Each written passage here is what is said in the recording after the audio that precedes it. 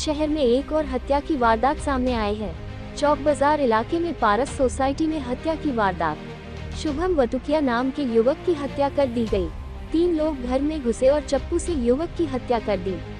शुभम पिछले 1 साल से पारस सोसाइटी में अकेला रह रहा था। मृतक शुभम का चोरी का आपराधिक इतिहास है। हत्या क्यों और किस मकसद से की गई, ये जांच का विषय है।